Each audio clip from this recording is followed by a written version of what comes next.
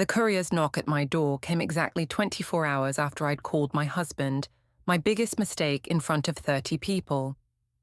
I opened the envelope expecting some delivery mix-up, but instead found divorce papers with every cruel word I'd ever said about Evan transcribed in legal language. How did my harmless birthday joke turn into this nightmare? Before we dive deeper into this story, I have one small request. Please subscribe, drop a like, comment, and hit that hype button to boost this channel so more people can discover these incredible stories. The living room looked perfect for Evan's 34th birthday. I'd spent hours arranging everything just right. Streamers, balloons, his favorite chocolate cake from the bakery downtown. My friends Sarah, Jessica, and Amanda had arrived early to help set up, along with Evan's family. His mother Linda sat stiffly on the couch, while his younger brother Miles tried to lighten the mood with jokes about getting older. "Hypatia, this looks amazing," Sarah said, adjusting the banner we'd hung above the fireplace. "Evan's going to love it." I smiled, checking my reflection in the hallway mirror. At 32, I still looked good, better than good, actually. The new dress I'd bought specifically for tonight hugged my curves perfectly. Tristan from work had complimented it yesterday when I'd shown him a photo. "Where's the birthday boy?" Amanda asked, pouring herself another glass of wine. "Upstairs getting ready," I replied. Though honestly, Evan had been acting strange all week, quieter than usual, which was saying something since my husband wasn't exactly the life of any party to begin with. When Evan finally came downstairs, he looked uncomfortable in the button-down shirt I'd picked out for him. He'd never been confident, not like Tristan, who commanded attention whenever he walked into a room. Evan was safe, predictable. Sometimes I wondered what I'd been thinking when I married him 7 years ago. "Happy birthday, son," Linda said, giving Evan a warm hug. She shot me a look that I pretended not to notice. Evan's mother had never particularly liked me, though she tried to hide it for Ruby's sake. Speaking of Ruby, our 7-year-old daughter came running down the stairs in her favorite purple dress. "Daddy, happy birthday!" Evan's face lit up as he scooped her into his arms. "Thank you, sweetheart. Did you help Mummy with all these decorations?" "I helped blow up balloons until I got dizzy," Ruby giggled. More guests arrived, neighbors, a few of Evan's co-workers from the accounting firm, some mutual friends from our early marriage days. The house filled with chatter and laughter, and I found myself at the center of attention, exactly where I like to be. "All right, everyone, gather around," I called out, raising my wine glass. "Time for a toast to the birthday boy." Evan looked uncomfortable as everyone turned to face him. He'd always hated being the center of attention, which made what I was about to do even more amusing to me. "Where do I even start with Evan?" I began, my voice carrying across the room. "He's definitely unique. I mean, what other husband forgets to take out the trash 3 weeks in a row, burns dinner when I ask him to cook, and still can't figure out how to load the dishwasher properly after 7 years of marriage?" A few people chuckled nervously. Sarah raised her eyebrows at me, but I was just getting started. "And don't get me started on his idea of romance," I continued, taking another sip of wine.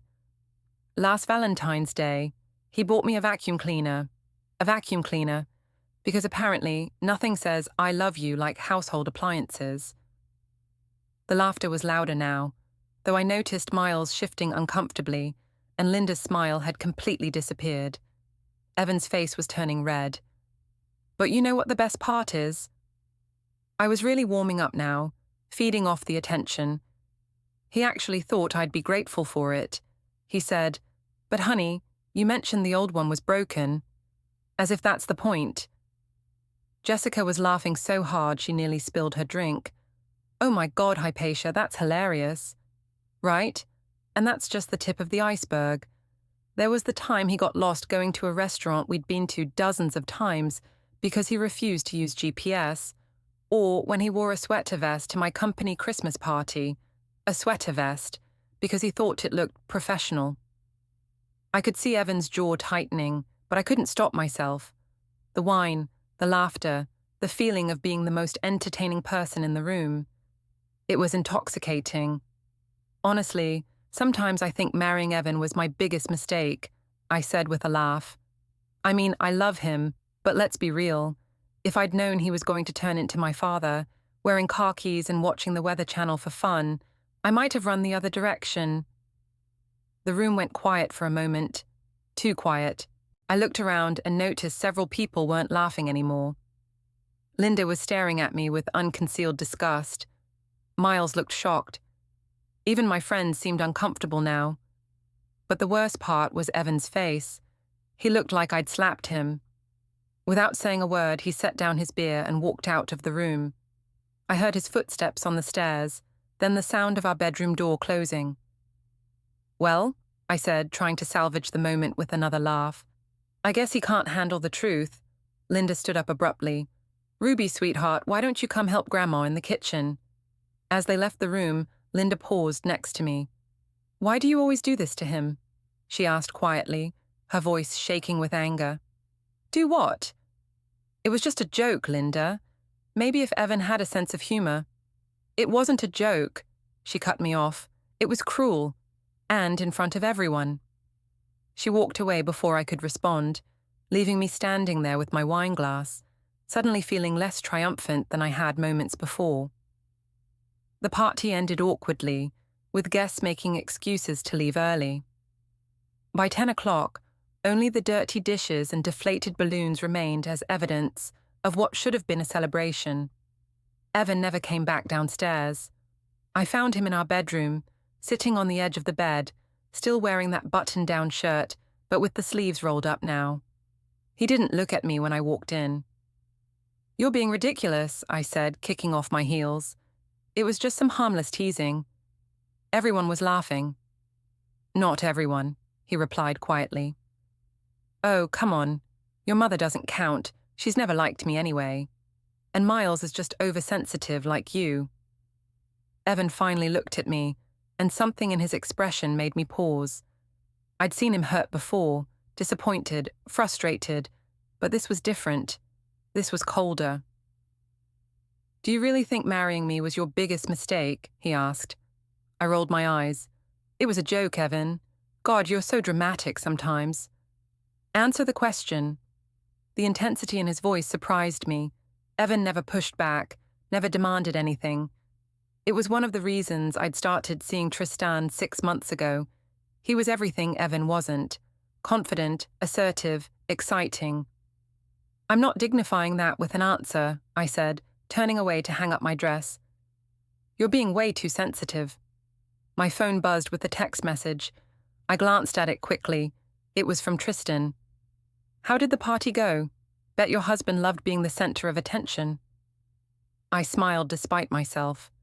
Tristan understood me in ways Evan never had. He got my sense of humor, my need for excitement, my frustration with suburban mediocrity. Let's just say it was memorable, I texted back. Can we meet for lunch tomorrow? I need to vent, always. You deserve better than what you have. Who are you texting? Evan asked. Just Amanda, thanking her for helping with the party. I lied smoothly. She left her earrings here. Evan nodded, but something in his expression suggested he didn't quite believe me. Not that it mattered. Evan was too passive to ever confront me directly about anything. The next morning, I woke up to find Evan's side of the bed empty. I could hear him downstairs in the kitchen, probably making his usual boring breakfast of oatmeal and black coffee. Ruby's voice drifted up from below, chattering about something that happened at school. When I finally made it downstairs, Evan was already putting on his jacket. You're leaving early, I observed. I have a meeting with a new client, he said without looking at me. I'll pick Ruby up from school today. I can get her. I said I'll get her. His tone was sharper than usual. We'll probably stop by my mother's house for dinner. Without asking me. You can come if you want, he said, finally meeting my eyes. But something tells me you'd rather spend the evening with your friends anyway. Before I could respond, he kissed Ruby goodbye and left, taking the spare house key from the hook by the door and, oddly, the family laptop from the kitchen counter. After dropping Ruby at school, I went to work at the insurance office, where I'd been an administrator for 3 years. It was mind-numbing work most days, but it had one significant advantage. Tristan worked there too. "You look tired," he said, appearing at my cubicle with 2 cups of coffee. "Rough night after the party?" "Evan threw a tantrum because I made a few jokes about him," I said, accepting the coffee gratefully. "He actually stormed out of his own birthday party." "Seriously?" Tristan shook his head. What kind of man can't handle his wife having a sense of humor? The pathetic kind, apparently. Tristan was everything Evan wasn't. Tall, confident, with the kind of smile that made women do double takes. He wore expensive suits and drove a BMW, while Evan still drove the same Honda Civic we'd bought when we were newlyweds. "You know," Tristan said, lowering his voice, "maybe it's time to seriously consider what you want out of life. You're young, beautiful, intelligent. Do you really want to spend the next 30 years walking on eggshells around someone who can't appreciate you?" His hand brushed mine as he handed me a file, and I felt that familiar flutter of excitement that Evan hadn't inspired in years. "I should get back to work," I said, but I was smiling. "Think about what I said," Tristan replied, walking back to his office. My phone rang. It was my mother, Betty. "How was the party last night?" she asked. "I'm sorry I couldn't make it." "It was fine until Evan decided to be dramatic," I said, launching into the story of his abrupt exit. "Honestly, Mom, sometimes I don't know why I put up with him." "Men are fragile creatures, dear," my mother said dismissively. "Their egos bruise easily. Just give him some flowers or cook his favorite dinner. He'll get over it." "I shouldn't have to apologize for having a personality," I said. "If he can't handle a few jokes." "Of course not.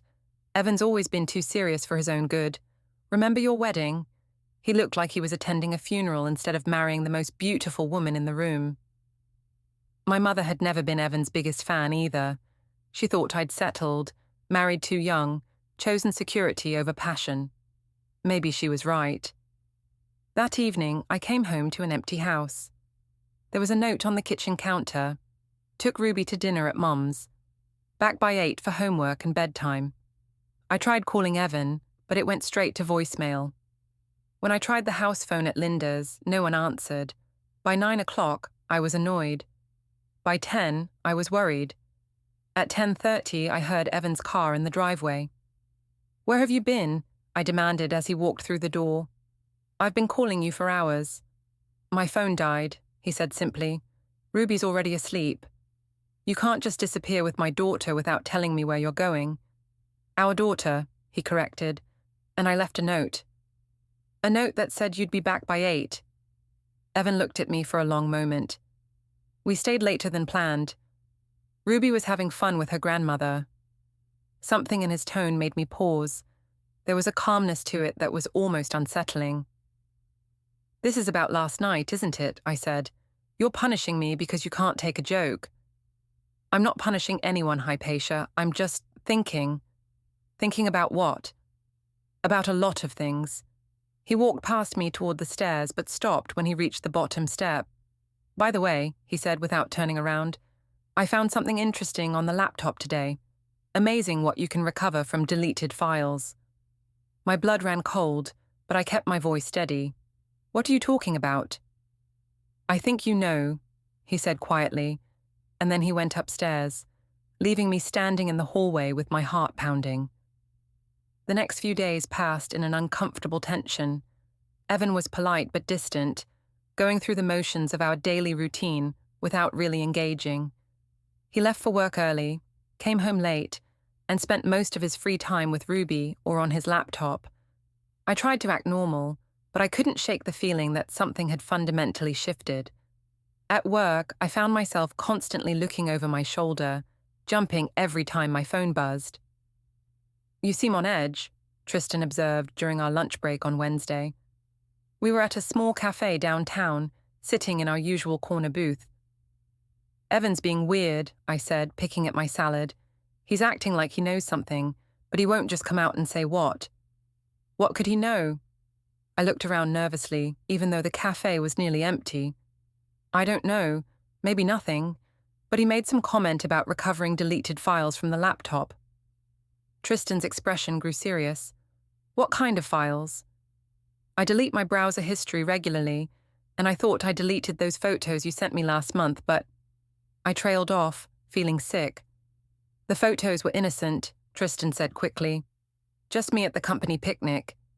With your shirt off. It was hot that day. Look, even if he found them, they don't prove anything. We work together. It's normal to have pictures of co-workers. But I wasn't convinced. There were also the text messages, the deleted call logs, the times I'd claimed to be working late when I was actually having drinks with Tristan. When I got back to the office, I found my friend Jessica waiting by my desk.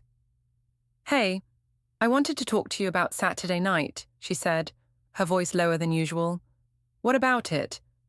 Some of the things you said about Evan, they were pretty harsh. I felt defensive immediately. It was his birthday party. I was trying to be entertaining. Entertaining? Jessica looked surprised. Hypatia, you called your husband your biggest mistake in front of 30 people. That's not entertaining, that's humiliating. Since when are you Evan's defender? I'm not defending anyone. I'm just saying, if my husband said those things about me in public, I'd be devastated. I stared at her, feeling betrayed. Jessica had been laughing along with everyone else that night. Now she was acting like I'd committed some unforgivable sin. Whatever, I said, turning back to my computer. If people can't handle adult humor, that's their problem. Jessica lingered for a moment longer, then walked away without another word. That evening, I decided to reach out to my other friends from the party. I started a group chat with Sarah, Amanda, and Jessica. Hey ladies, thanks again for making Evan's party so fun. We should plan another get-together soon. Sarah responded first. It was definitely memorable. Amanda's response came an hour later. I'm pretty busy with work lately. Maybe in a few weeks. Jessica never responded at all. I felt a growing sense of unease. These were my closest friends, women I'd known for years, who'd always supported me, always taken my side in any conflict. Now they were acting like strangers. My phone rang. It was Linda. Hi, Hypatia. Is Evan there? He's upstairs with Ruby, I said. Do you want me to get him? Actually, I wanted to talk to you. Her tone made me nervous. About what? I'm having a family dinner this Sunday. I'd like Evan and Ruby to come. Okay, what time should we? Just Evan and Ruby, she interrupted. The words hung in the air between us. I felt my face burning with embarrassment and anger. Excuse me? I think you heard me. You're uninviting me from a family dinner. I'm inviting my son and granddaughter to dinner, Linda said calmly. You're welcome to make other plans. This is ridiculous. I'm part of this family too. Are you? The question was quietly devastating. Because from where I'm sitting, it seems like you view this family as more of an inconvenience than a blessing. Before I could respond, she hung up. I sat there staring at my phone, feeling like the world was tilting off its axis. First, my friends were acting strange. Now Evan's family was openly excluding me. What was happening? When Evan came downstairs an hour later, I confronted him about the dinner invitation. Did you know your mother uninvited me to Sunday dinner? Yes, he said simply. And you're okay with that? I'm okay with Ruby having a peaceful meal with her grandmother. What's that supposed to mean?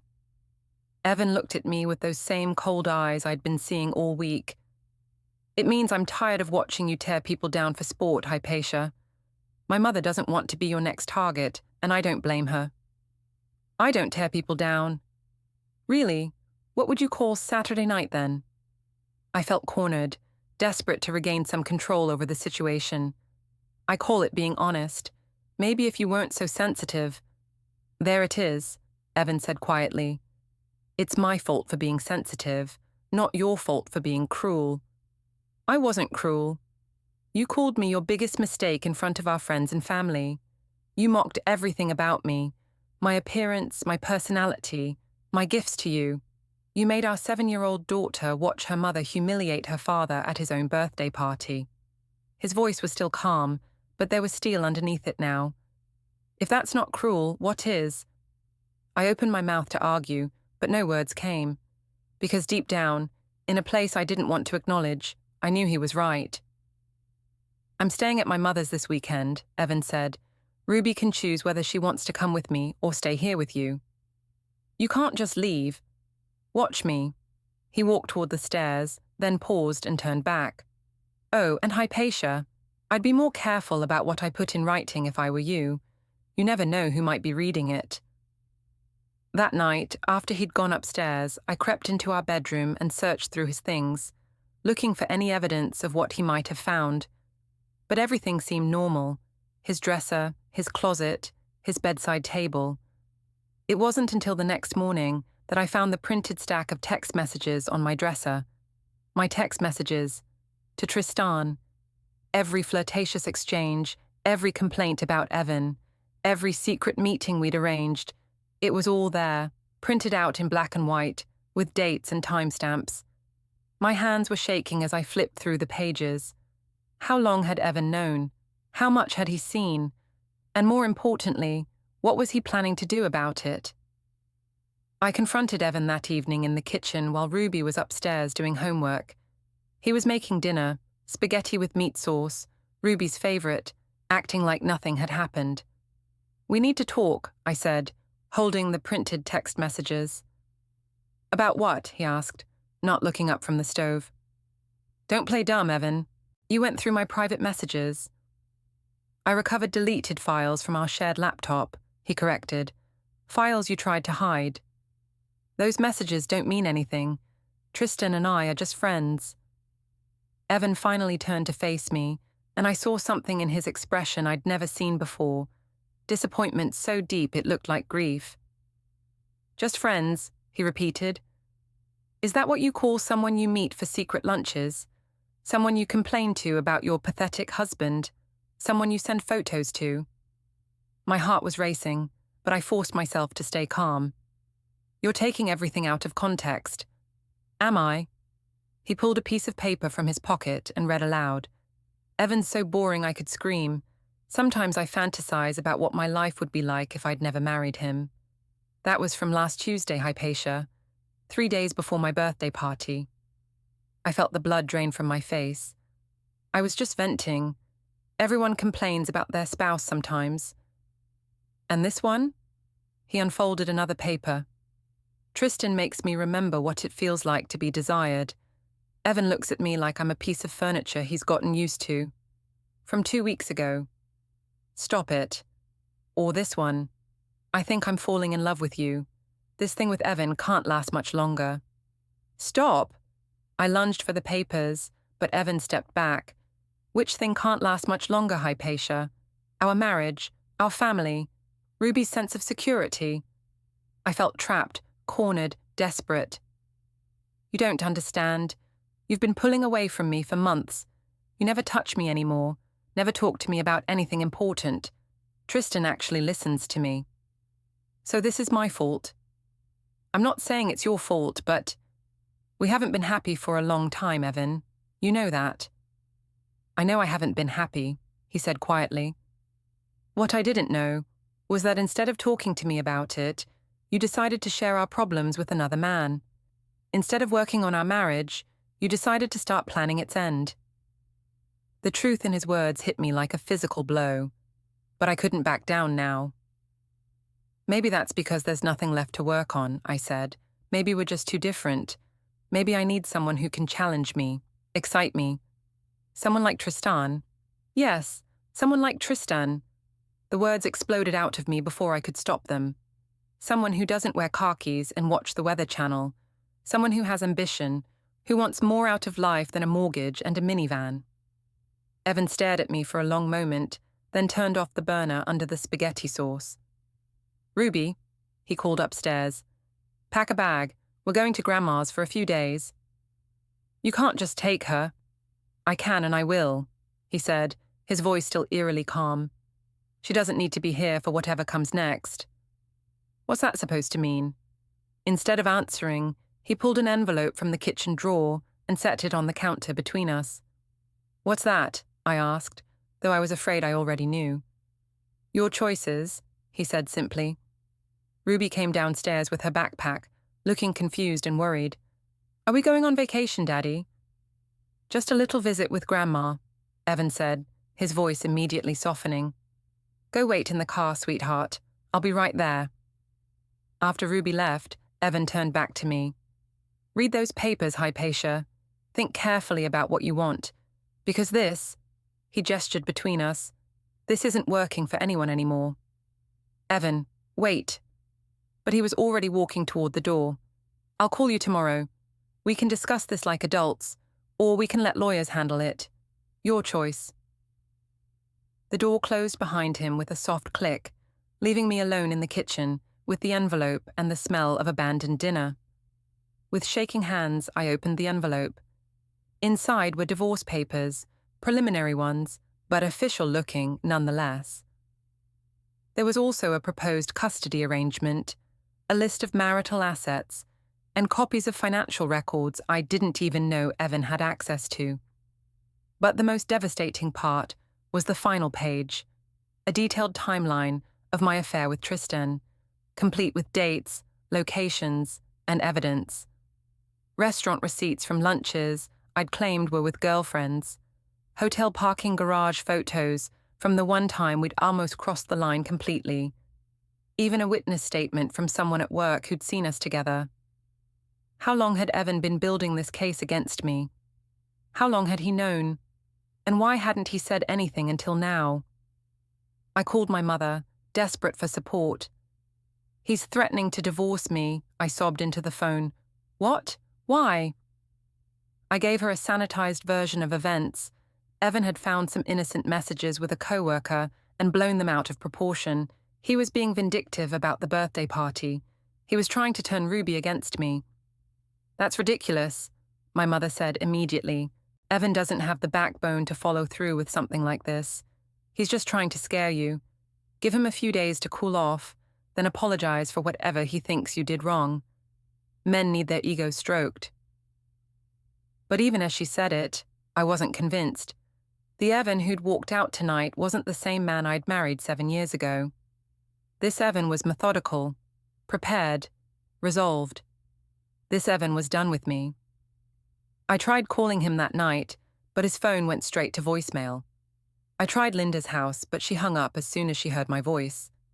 For the first time in years, I was completely alone with my thoughts, and I didn't like what I found there.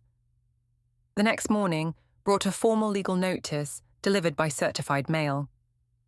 I was being summoned to a meeting with Evan's attorney within 48 hours. The letter was professional, cold, and terrifyingly official. At work, I could barely concentrate. Every time someone walked past my cubicle, I jumped. Every phone call made me nervous.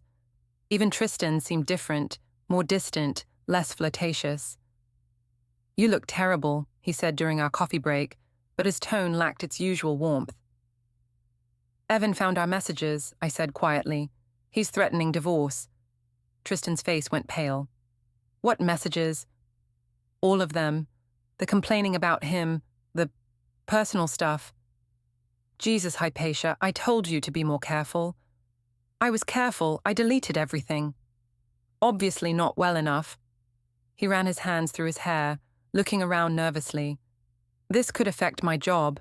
If HR finds out—" "Your job? I'm about to lose my marriage and my daughter, and you're worried about your job?" "Keep your voice down," he hissed. "Look, maybe we should cool things off for a while. Until this blows over." I stared at him in disbelief. "Cool things off? Tristan, I told you I was falling in love with you. You were upset. People say things when they're upset. I meant it." He looked uncomfortable, avoiding my eyes. "Hypatia, what we had was fun, but it was never— I mean, you're married, you have a kid. I'm not looking for that kind of complication." The words hit me like a slap. Complication? You know what I mean. But I was beginning to realize that I didn't know what anything meant anymore. The man I'd been willing to leave my husband for was backing away the moment things got difficult. The friends who'd laughed at my jokes were now avoiding me.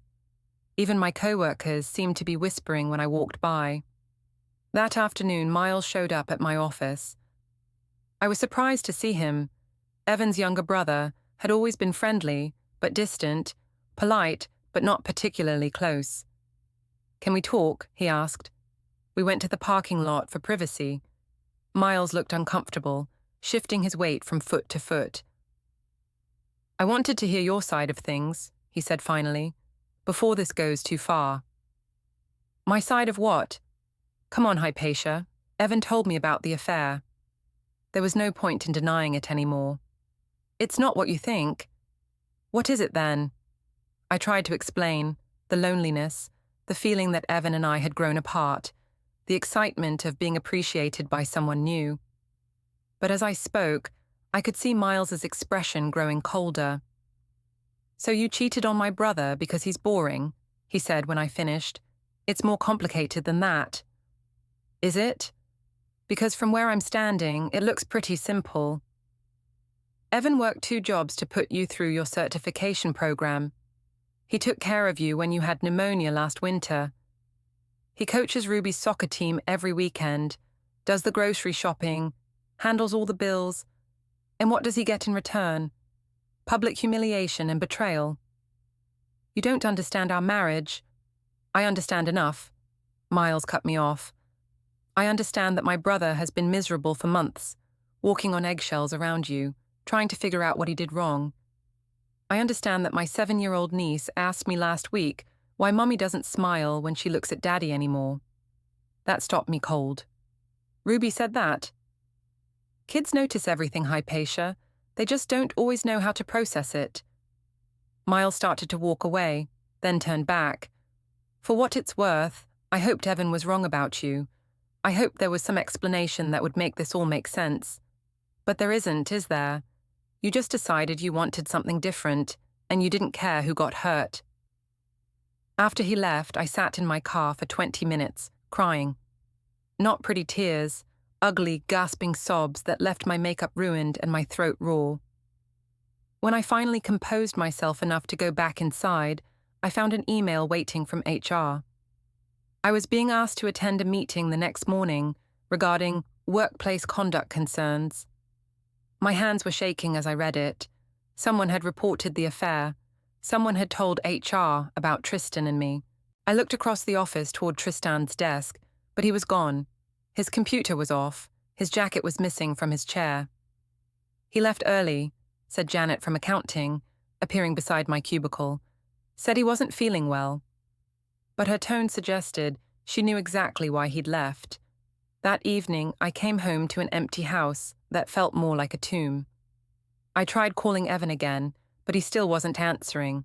I tried calling Ruby, but Linda answered instead. "She's doing homework," Linda said curtly. "Can I at least talk to her? She's my daughter." She's also a little girl who's confused and scared because her parents' marriage is falling apart. Maybe think about that before you make any more demands. The line went dead. I poured myself a glass of wine, then another, then another. By 9 o'clock, I was drunk and desperate, scrolling through my phone looking for someone, anyone, who might offer support or sympathy. But my contact list looked like a graveyard of relationships I'd neglected or damaged. Friends I'd lost touch with. Family members I'd alienated. Acquaintances I'd never bothered to cultivate. The only person who answered was my mother. "He's just trying to scare you," she insisted, though she sounded less certain than before. "Evan doesn't have the strength to actually go through with a divorce. He needs you too much." But as I hung up the phone and looked around my empty house, I realized my mother was wrong. Evan didn't need me at all. He never had. I was the one who needed him. His stability, his reliability, his unconditional support. And now that it was gone, I was discovering just how little I'd built for myself. The next morning brought another envelope, this one delivered by a courier who asked for my signature. Inside were the official divorce papers, along with a comprehensive dossier of evidence that took my breath away. photos of Tristan and me at restaurants, copies of deleted text messages, bank statements showing unexplained expenses, even security camera footage from my office building showing us leaving together after hours.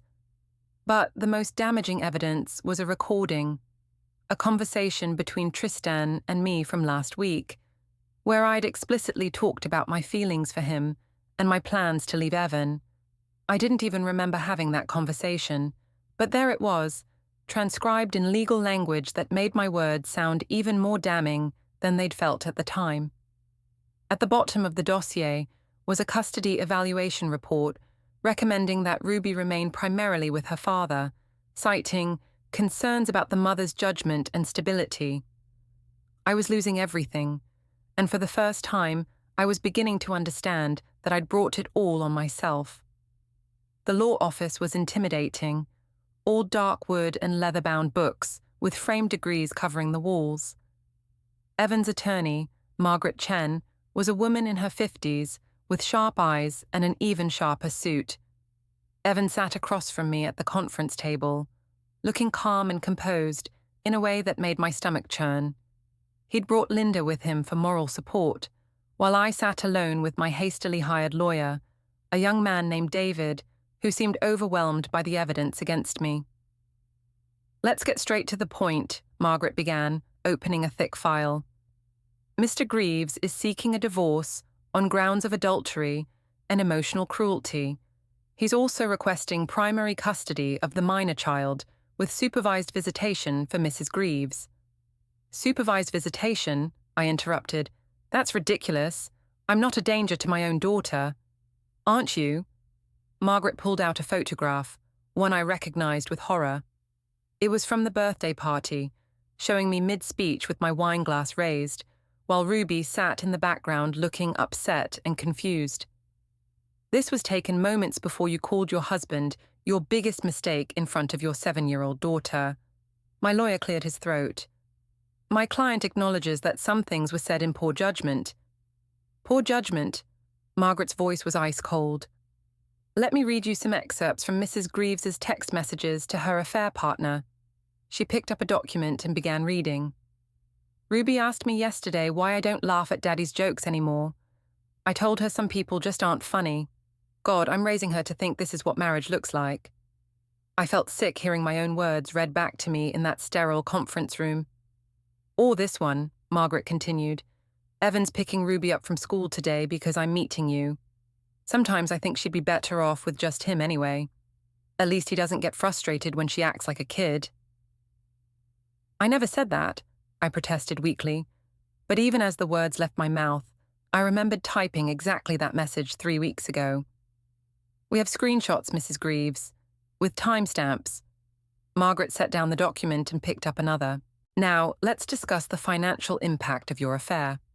Hotel receipts, restaurant bills, gifts purchased for Mr. Doyle, all paid for with marital funds without your husband's knowledge." David shuffled through his papers nervously. "Perhaps we could discuss a settlement that would be fair to both parties." "Fair?" Evan spoke for the first time since we'd sat down, his voice quiet but firm. "What would be fair is if my daughter didn't have to grow up thinking it's normal for parents to humiliate each other. What would be fair is if she didn't have to wonder why Mommy meets strange men for lunch while Daddy's at work." "He's not a strange man," I said defensively. "Tristan works with me." "Worked," Margaret corrected. "Mr. Doyle was terminated yesterday for violation of company policy regarding workplace relationships." My heart sank. I'd cost Tristan his job, and now he'd never forgive me. "The point is," Evan continued, "Ruby deserves stability. She deserves a home where she's the priority, not an afterthought. She deserves parents who model healthy relationships, not dysfunction." "I love Ruby," I said, my voice breaking. "She's my daughter too." "Then act like it," Linda said sharply. It was the first time she'd spoken since we'd arrived. "Stop thinking about what you want and start thinking about what she needs." Margaret spread out a series of documents across the table. "Mr. Greaves is prepared to be generous with the property division, despite having grounds for a more punitive approach. He's willing to split the marital assets 50-50, with the exception of Ruby's college fund, which will remain intact and under his control. I looked at the papers, trying to process what I was seeing. The house would be sold, proceeds split. My car would remain mine, his would remain his. Our savings account would be divided equally. "What about alimony?" David asked. "Given the circumstances, Mr. Greaves is under no obligation to provide alimony," Margaret replied. "However, he's willing to pay temporary support for 6 months to allow Mrs. Greaves time to establish independent housing." 6 months. After 7 years of marriage, I got 6 months of support and half of our assets. It seemed impossibly little, but looking at the evidence spread across the table, I realized I was lucky to get anything at all. "In custody?" I asked quietly. "Ruby will live primarily with her father," Margaret said. "You'll have supervised visitation every other weekend for the first 6 months, with the possibility of unsupervised visitation if you complete court-mandated counseling and demonstrate stable housing and employment." Supervised by whom? A court-appointed social worker or a mutually agreed-upon family member?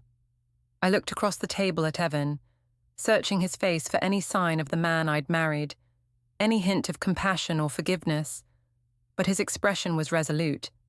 "This is what you want?" I asked him directly. "To take Ruby away from me?" "I want Ruby to be safe and happy," he replied. "I want her to grow up knowing that actions have consequences, that marriage means something, that love isn't just a word you say when it's convenient." "I do love you," I whispered, and for a moment I almost believed it myself. Evan's expression softened slightly, but not in the way I'd hoped. He looked at me with something that might have been pity. "No, Hypatia. You love the idea of being loved. You love attention, excitement, drama. But love, real love, requires sacrifice, compromise, putting someone else's needs before your own. And you've never been able to do that." The truth of his words hit me like a physical blow, because he was right. I'd spent our entire marriage focused on what I wasn't getting, what I wasn't feeling, what I wanted to change.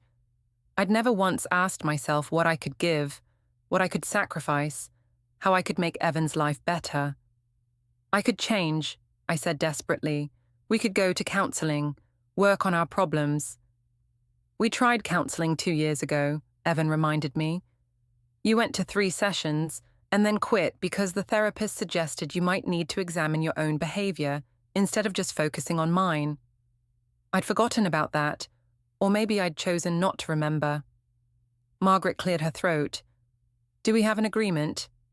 I looked at David, who nodded reluctantly.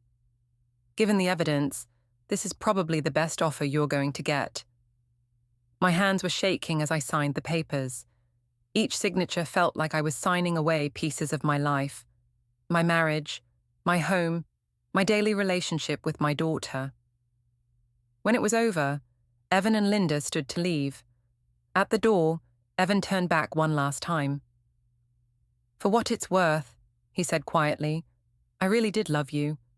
I loved you enough to work 2 jobs so you could go back to school. I loved you enough to forgive you for flirting with other men at parties. I loved you enough to keep trying even when you made it clear you were unhappy. But I love Ruby more than I loved you. And I won't let her grow up thinking this is normal." After they left, I sat in that conference room for another 20 minutes, staring at the copies of the divorce papers. Everything I'd built over the past 7 years was gone, destroyed by my own choices, my own selfishness, my own inability to appreciate what I had until it was too late. The judge's final decree came 2 weeks later. The divorce was granted, custody was awarded to Evan as requested, and I was officially a single mother with supervised visitation rights. But the most devastating part wasn't the legal language or the court stamps. It was the final paragraph, which noted that Ruby had been interviewed by a child psychologist and had expressed a preference to live with her father because Daddy doesn't say mean things about people. I'd lost my husband, my home, and my daughter's respect. And for what? for a man who'd abandoned me the moment things got complicated, for excitement that had lasted all of 6 months, for the illusion that I deserved something better than the quiet, steady love of a good man. As I sat in my new studio apartment that evening, surrounded by boxes of belongings that represented the remnants of my old life, I finally understood what Evan had been trying to tell me all along. I hadn't been trapped in a boring marriage. I'd been blessed with a stable one, and I'd thrown it away because I was too selfish and immature to recognize the difference. The phone rang. It was my mother. "How are you holding up, dear?" "I'm fine," I lied, because the truth was too complicated to explain. "This is all for the best," she said, though she sounded less convinced than usual. "You're young. You'll find someone better." But as I hung up the phone and looked around my empty apartment, I realized that better wasn't what I needed. What I'd needed was to become a better person myself, and I'd learned that lesson too late. 6 months later, I saw Evan at Ruby's school play. He was sitting in the front row with Linda and Miles, beaming with pride as our daughter sang a solo. He looked happier than I'd seen him in years, more relaxed, more confident. After the show, Ruby ran to him first, throwing her arms around his waist. When she finally noticed me standing awkwardly by the wall, she gave me a polite hug and asked how I was doing, but there was a distance there that hadn't existed before. "She's doing really well," Evan said quietly as we watched Ruby accept congratulations from her classmates. "Straight A's, lots of friends. She seems lighter." I knew what he meant. Ruby had been carrying the weight of our dysfunction for longer than I'd realized, and now that she was free from it, she was flourishing. "I'm glad," I said, and meant it. As they prepared to leave, Evan turned to me one last time. "I hope you find what you're looking for, Hypatia. I really do. But more than that, I hope you figure out who you want to be." Watching them walk away, my former husband and the daughter I saw every other weekend, I finally understood that the biggest mistake hadn't been marrying Evan. The biggest mistake had been not appreciating him while I had the chance.